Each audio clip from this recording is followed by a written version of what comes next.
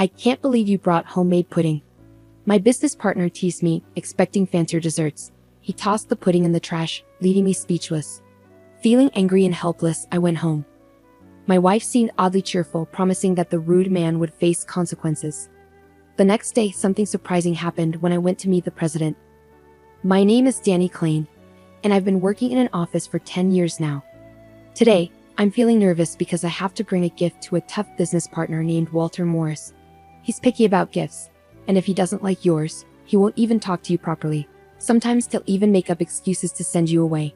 But he's important for our business, so I have to deal with him.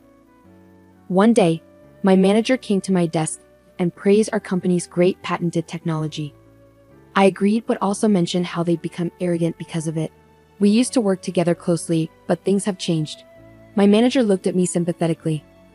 I chuckled bitterly and ran my hand through my hair. I've heard that the president and his wife are nice people, despite Walter being difficult. I hope things improve soon. Yeah. Things should get better soon. It's tough, but it's all part of the job. Thanks, I'll give it my best shot, I replied to my manager. But finding the right gift every time is such a hassle. If I get him the same thing again, he accuses me of being lazy, I complained. My manager suggested, the president's wife really likes pudding. Maybe next time you see them, consider getting some pudding. As soon as my manager mentioned it, I thought of a special pudding from a local store. It was incredibly smooth and creamy, just melting in your mouth. It had the perfect balance of richness and sweetness, exactly like the pudding my wife, Lily, makes. Lily runs a small pastry shop from our home, and her puddings are a hit with everyone in the neighborhood. They're so popular that they often sell out by mid-afternoon, loved by both kids and seniors alike. After work, I hurried home to find Lily already in the kitchen, preparing dinner.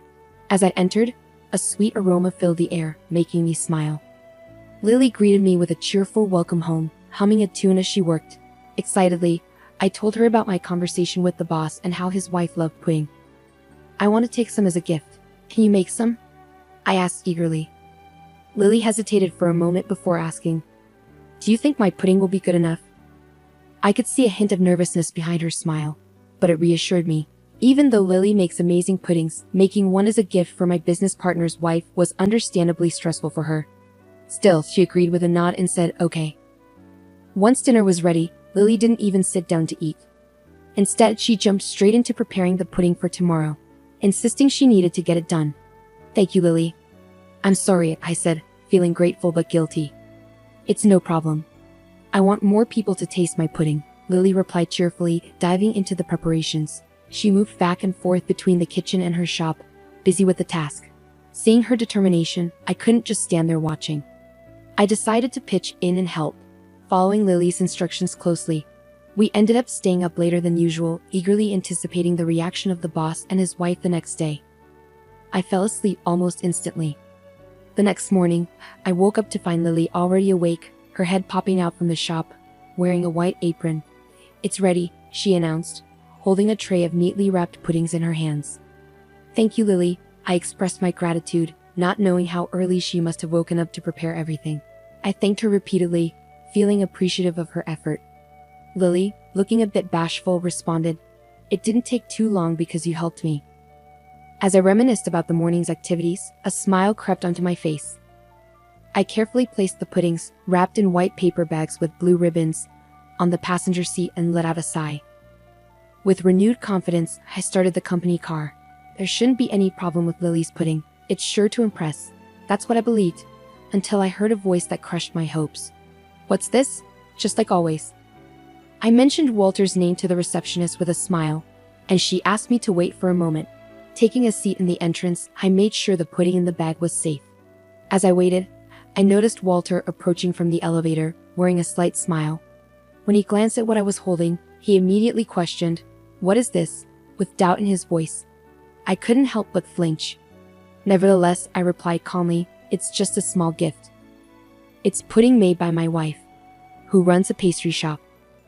But before I could finish, Walter scoffed, Pudding, are you mocking me? Shouldn't you bring something fancier?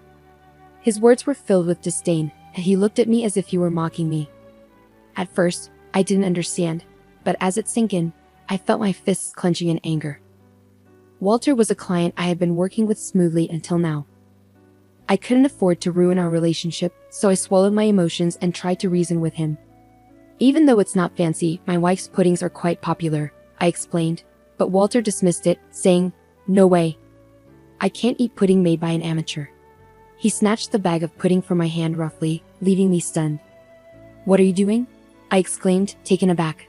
My anxious voice clashed with Walter's dry laughter, attracting curious glances from the receptionist and other employees passing by.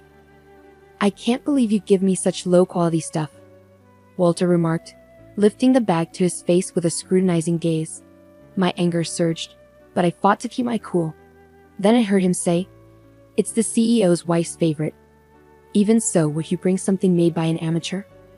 I defended, feeling the need to stand up for Lily's skill. "My wife is definitely not an amateur. Even so, you must understand that I can't serve such an unsightly pudding to the president." With that, Walter released his grip on the bag, letting it fall into the trash can nearby. It happened so fast that I couldn't react, leaving me standing there in shock. The bag with the pudding inside made a mournful sound as it landed in the bin. A small gasp escaped from the receptionist nearby. "I'll take care of it for you today. Just be more careful next time," Walter stated, his voice dripping with irritation. All I could do was stare at the discarded pudding and mutter a barely audible, "I'm sorry." Walter nodded in response, his expression unreadable. Whether he was satisfied with my apology, I couldn't tell. "I've got some urgent matters to attend to. I hate to do this, but could you please leave?" Without waiting for my response, he turned and headed towards the elevator. I stood there stunned, unable to tear my gaze away from the discarded pudding. Time seemed to blur, and before I knew it, I found myself back in my company car. The memory of Lily's hard work on the pudding weighed heavily on my heart, filling me with a mix of sadness and anger. Most of all, I felt frustrated with myself for not being able to stand up for her or myself. All because Walter was a business partner. I couldn't focus on work that day, my mind consumed with how to tell Lily about what happened. When I got home, Lily greeted me with a smile, casually sipping tea on the couch. Caught off guard, I paused in untying my tie. "Did something happen?" Lily asked, noticing my hesitation and concern. Unable to hide it any longer, I confessed everything to her. "I'm sorry, he threw away the pudding you worked so hard on right in front of me." Lily looked surprised at first, but then she gently squeezed my hand. "It's not your fault. Maybe there was something wrong with the pudding." Deep down though, I knew that wasn't true.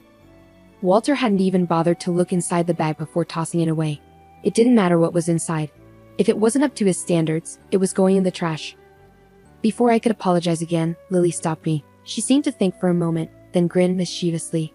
"That man's getting fired." "Fired?" I questioned, taken aback by Lily's comment. "I'm just kidding though," she reassured me with a soft chuckle. Even though it might not have been perfect, it's still disheartening to hear that the pudding I worked so hard on was thrown away. Her reaction was understandable. Anyone would be upset to hear their efforts were disregarded like that, even Lily, who rarely makes such remarks about rude clients. "But who knows, it could happen," she added mysteriously, leaving me feeling a bit puzzled. But that was the end of our conversation.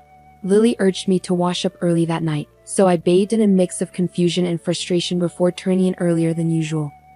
The next day, still feeling weighed down by yesterday's events, I headed to work with a heavy heart. My boss had instructed me the day before. "I know it's not ideal, but tomorrow you need to buy a cake from the high-end Western confectionery store in front of the station." His words echoed in my mind as I stopped by the pastry shop near the station on my way to work and bought a cake. I placed the box from the fancy pastry shop on the passenger seat, letting out a sigh heavier than the day before. Yesterday, I had promised Walter that I'd come back today with an apology gift. Maybe because of the incident, Walter had responded with an even more arrogant tone. "All right, I'm counting on you this time," he said before hanging up. I should get going, I told myself, mustering up some motivation as I settled into the driver's seat of my company car. I drove towards the client's office, determined to make things right.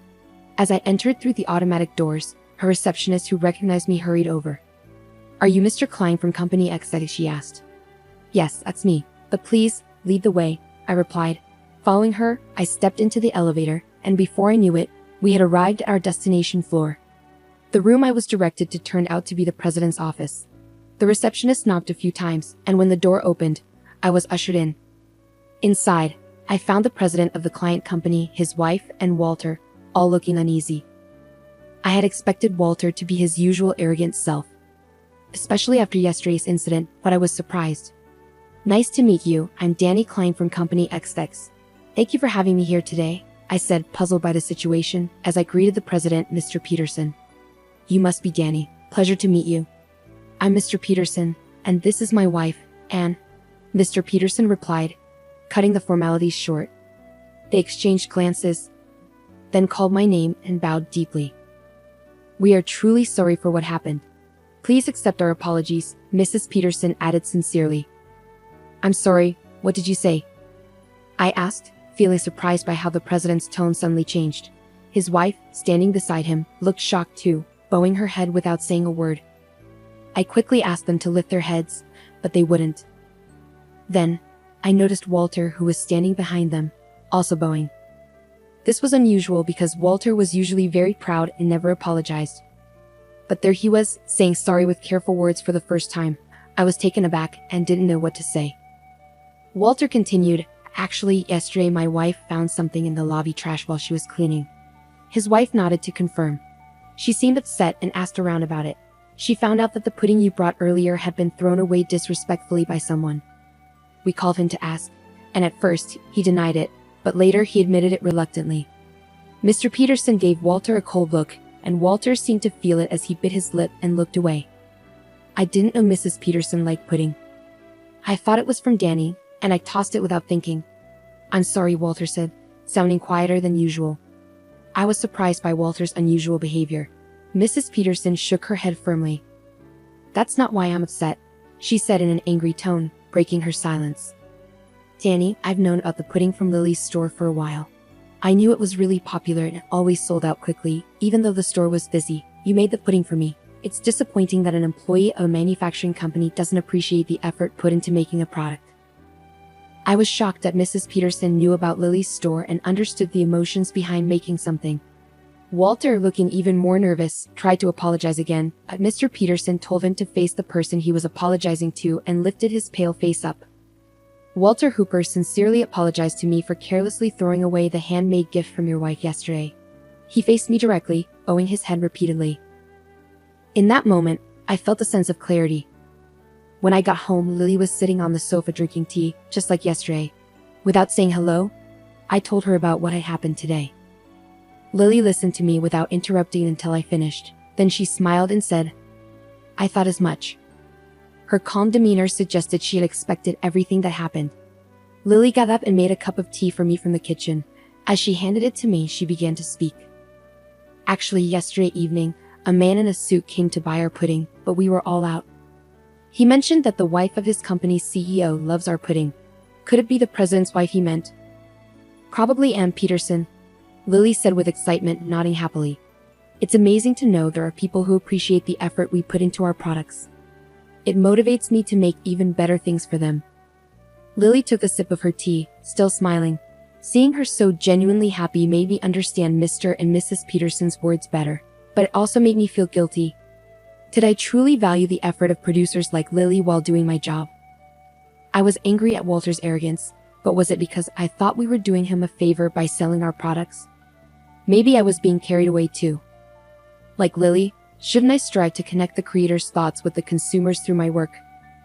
As I thought about all of this, Lily noticed something and gently placed her hand on my shoulder. "Perhaps from now on, you'll consider both the creators and the users' perspectives." Lily's words made me feel a bit embarrassed, but more importantly, they gave me a new outlook on my job. After everything that happened, Walter's attitude changed a lot. He wasn't as arrogant as before and stopped demanding gifts. Now, we openly share our opinions and have a better relationship. Like Lily, I want to keep delivering the creator's ideas to users through my work.